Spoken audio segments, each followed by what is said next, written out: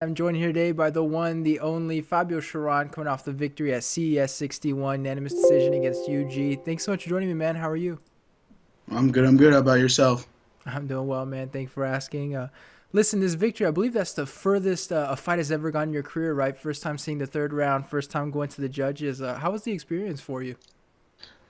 Um, it's same shit, different shovel. I was ready to work. I was ready to go. I do it all the time in training. Why can't I do it in a fight? It's nothing different that I haven't seen before. I mean, on paper, on my record, on stuff, it says I've never been to a third round. But if you train, you know what a third round's like. You know what a fifth round's like. So possibly 10 sometimes. Like it's it's nothing new. Right. I think a lot of people, they think like when fighters have never been to the third round professionally, like they think, I guess maybe they're not training their cardio or something like that. But yeah, in this case, Yeah, that's what you do in training. You're ready for it. yeah.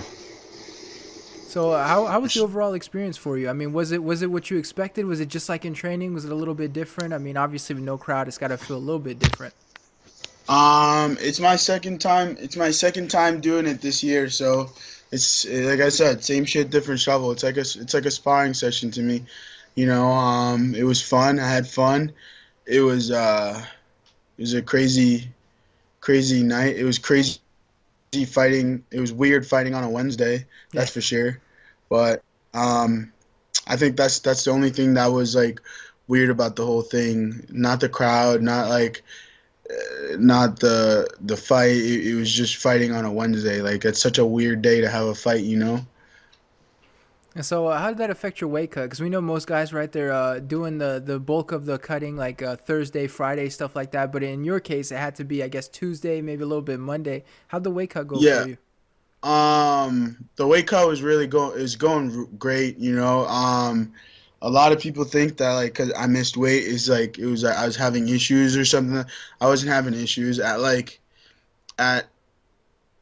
10 o'clock. I was 3 pounds out. And I had some difficulties with my scale, and everybody's saying, "Yeah, you're just making excuses." No, I had somebody here with me, like helping me cut my weight, so they saw what happened.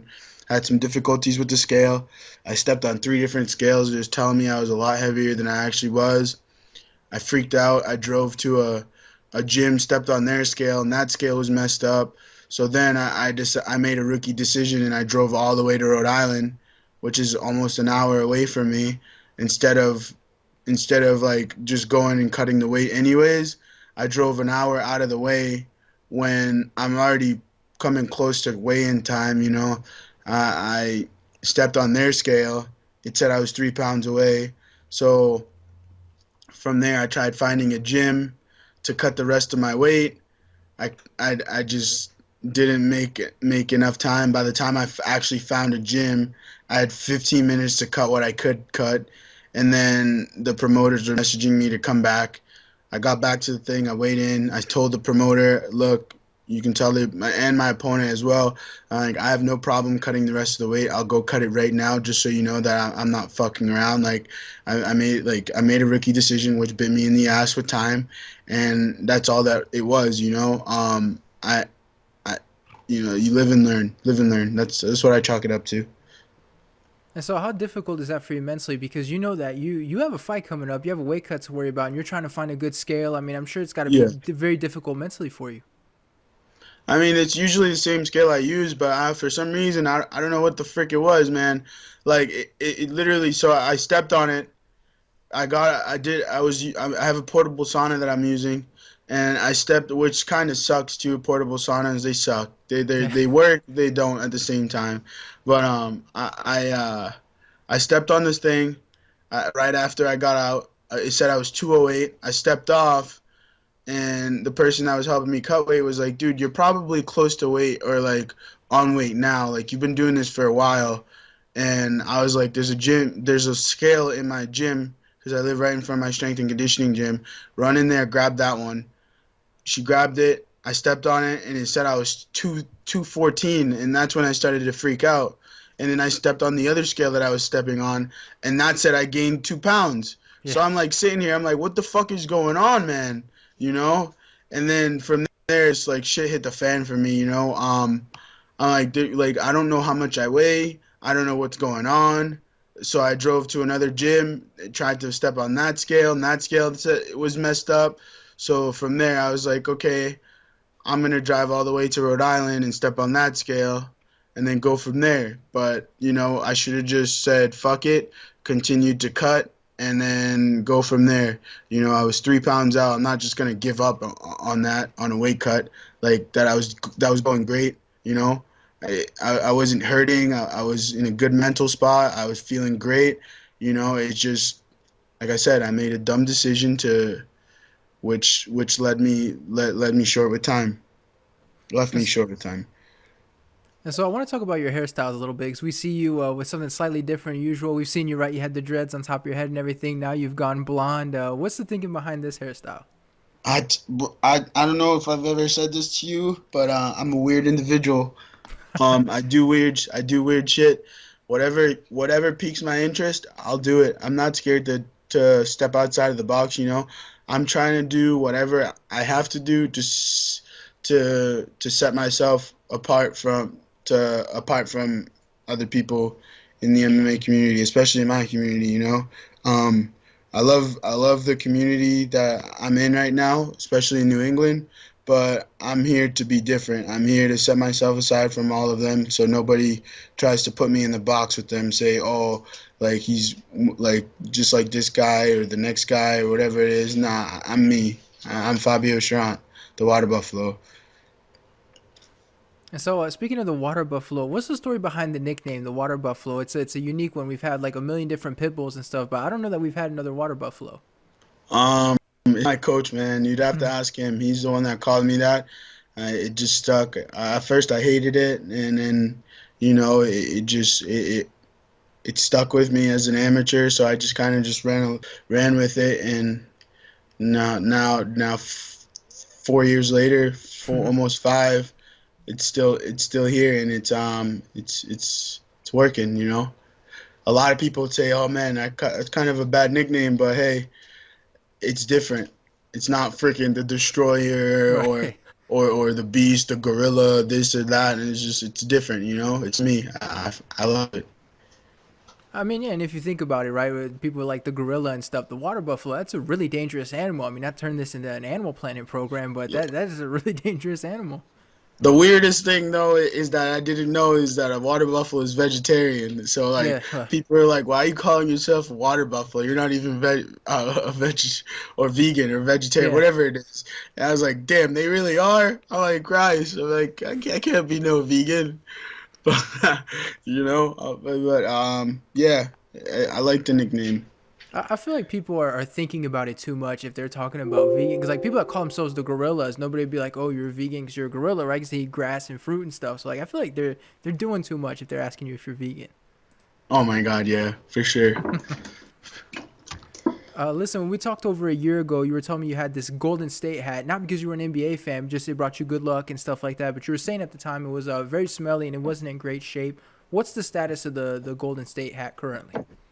Oh, it's still alive, but Yeah. I had to hang up the cleats. I had I use that term. They're not really cleats, but I had to hang up the cleats because um after my Contender Series fight, I'm like, I can't just bring it back. I went a fight without it. Even though I lost, I just can't bring it back. And then my LFA fight, I wore the green Celtics hat. I won, but this fight, I wanted to go no hat, and worked out perfect. So, like I said, I'm a weird individual. One day you might get the hat, one day you might not get the hat. And I'm pretty so soon with the UFC, I got to see what they allow me to wear on my head. And from there, we'll see what happens. But as of right now, go, I'm going with the flow. I almost walked out with my glasses on, and then I was just like, you know what? I don't wanna do it. So it's what I go with the flow. Whatever I think of last minute is what I'm gonna go with. And so you are, of course, with CES. What's the future with them? Are you in a multi-fight deal? Is it? Do you have to talk to them again, figure out what's next? What's kind of your status with them? Um, I gotta see what's happening, but if everything works out well, man, that was my last local fight. Uh, I hope the weight thing isn't gonna hold me back too much. I know it's a big thing, but I have no problem making weight. I did for my fight for LFA, but this fight I had no problem making weight. Granted, I did miss weight, so we'll see what happens. But if I was to choose, I would say that was my last local fight. You know, I think I've proven that I'm ready. My last opponent, my opponent I fought for LFA 5-3. I starched him in 57 seconds. I fought a guy that has 3 first round knockouts. Everybody keeps making it seem like he was a smaller opponent, but he's fought at light heavyweight before, and he fought somebody that's bigger than me and more explosive than I am, William Knight, who's in the UFC right right. now, and that's no small task. Will's a fucking savage, and he fought that guy, and I fought him on short notice, and he's 3-0, undefeated, in 3 first round knockouts. I don't know, like, if that says anything, but yeah, and I put a whooping on him. Like, what are people gonna say? Oh, you missed weight. That's why you won. No, I get it. I fucked up. I truly understand that I fucked up, but I didn't use my weight to win me that fight. I used my skill. I beat the kid for 3 rounds. 3 rounds. I beat the brakes off of him. Like, that's not my weight. That's my skill. And I, like, a lot of people don't know that is I injured myself in the first round. Like, I was hurt. Like, he was tired. I was hurt. And I tried to put a good poker face on and dig deep for all those rounds, and I did my thing. But if that doesn't prove that I'm ready to be in the next level, that's that. I'll fight again if it's for CES, LFA, whoever it is. I'll be ready for whatever comes next. You mentioned getting injured. What was the injury, and what happened that led to that? Um, I was going for a guillotine. I heard a pop in my rib.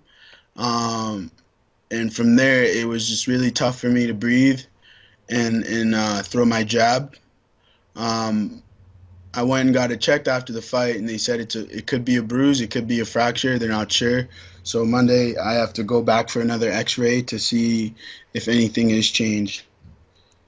All right, and one last question: what's next for you at this point? It sounds like you've got something big cooking, something big in the works. But what's next for you at this point?